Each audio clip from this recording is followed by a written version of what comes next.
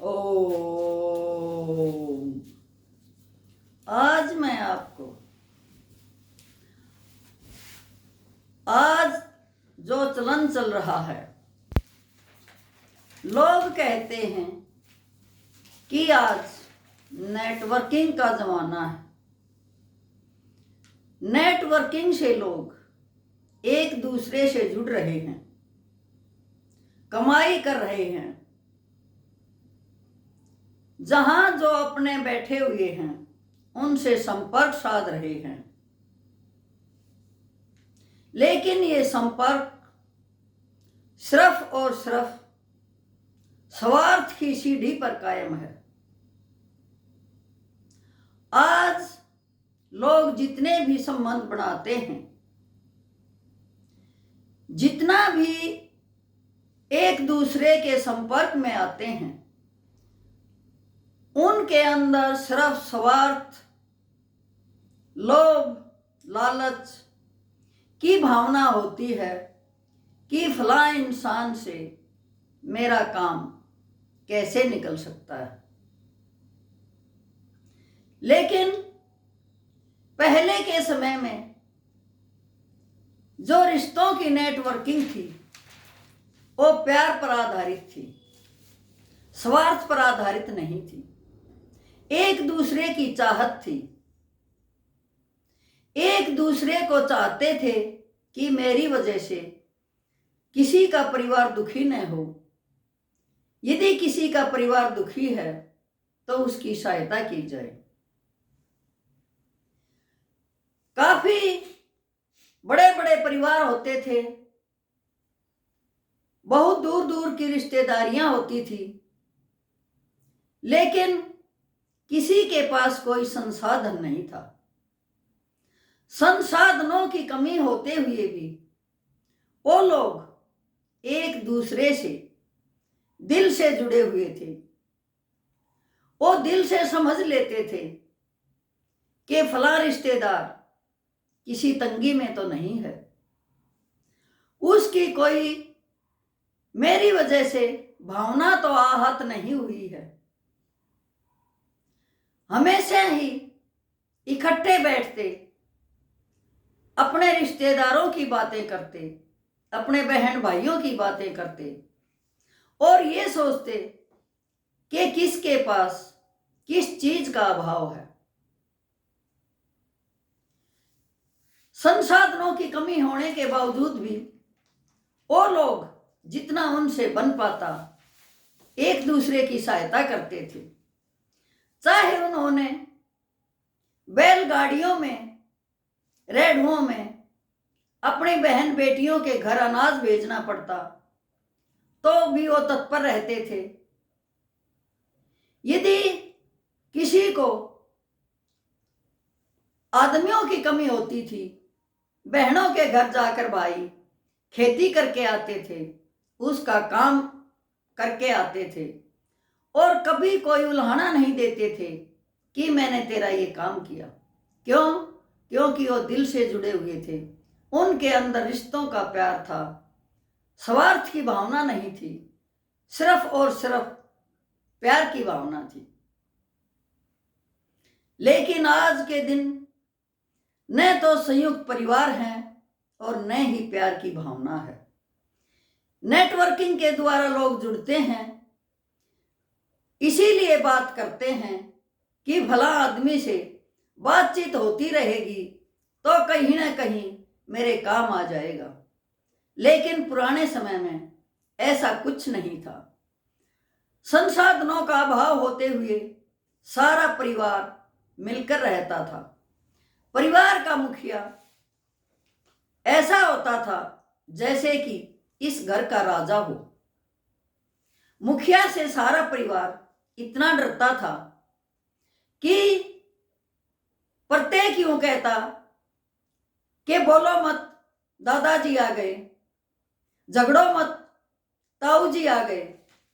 उस समय अपने बुजुर्गों की इज्जत, आदर सम्मान इतना होता था कि औरतें भी गली में निकलती थी तो जहां बड़ा बुजुर्ग आता हुआ दिखाई देता था साइड में खड़ी हो जाती थी।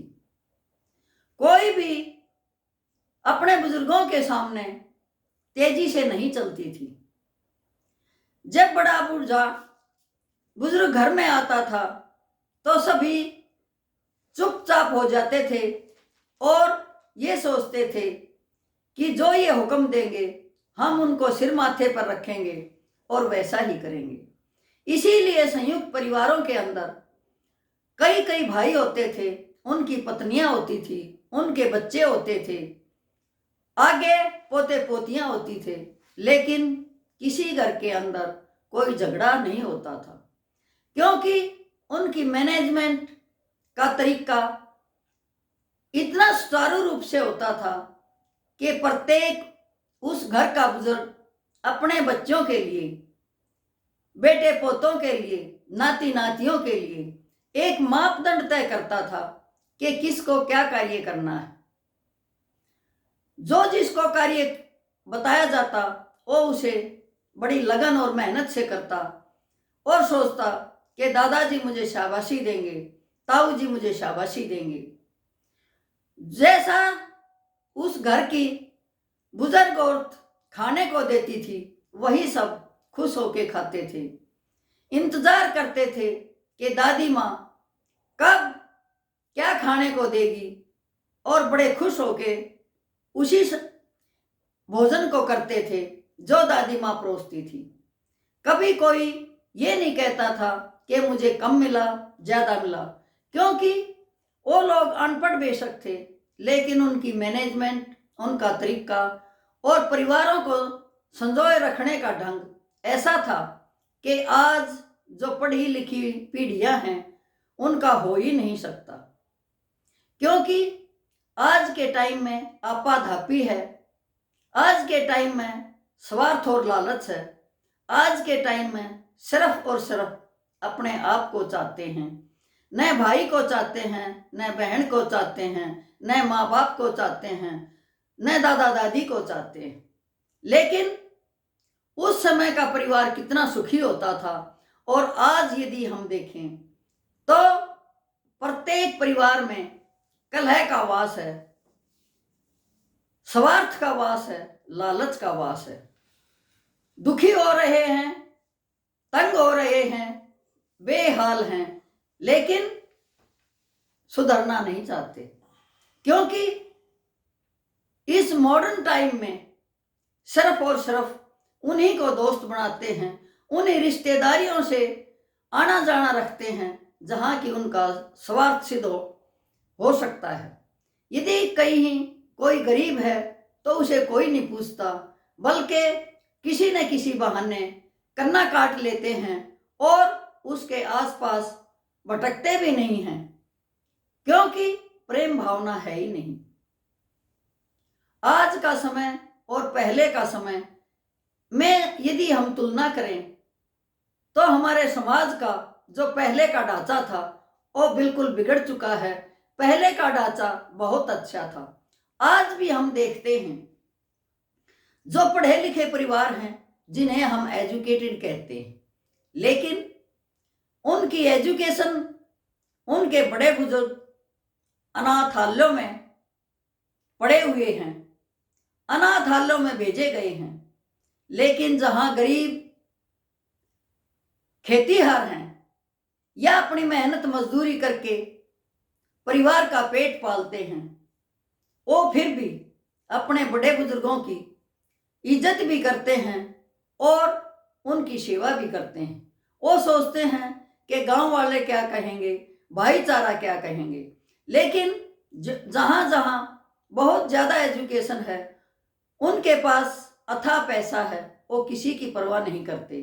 अपने बुजुर्गों का सम्मान तभी तक करते हैं जब उनको उनकी गर्ज होती है या उनका स्वार्थ उससे सिद्ध होता है।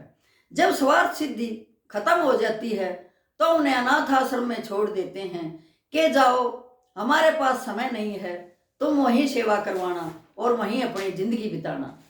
मैं आज आपको इस वीडियो के द्वारा यही बताना चाहती हूँ कि कम से कम जो माँ बाप, जो दादा दादी हमें भोजन करना सिखाते हैं, चलना सिखाते हैं, हमारी जिंदगी के हर पहलू पर खड़े रहते हैं, कम से कम उनकी इज्जत करो। इस नेटवर्किंग के ज़माने में सिर्फ और सिर्फ कमाई है, लेकिन पहले क्या था? प्यार की कमाई थी। आज स्वार्थ की कमाई है, पैसे की कमाई है। यही नेटवर्किंग है आज के टाइम में।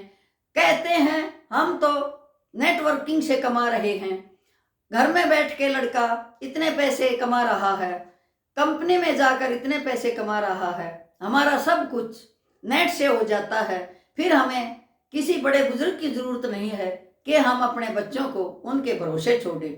हम तो सारा काम नेट से कर लेते हैं, फिर हमें दूसरों की क्या ज़रूरत है। लेकिन ऐसा नहीं है। जितना जितना बुजुर्गों की इज्जत घटती जा रही है, वैसे वैसे आज की जनरेशन, आज की पीढ़ियाँ दुखी होती जा रही हैं, संस्कारों की कमी होती जा रही है और वो दुख का आलम अपने आप पाल रहे हैं। आज का वीडियो यदि आपको पसंद आया हो तो कृपा करके लाइक और सब्सक्राइब अवश्य कीजिए तथा दूसरों को भी शेयर कीजिए। ओम।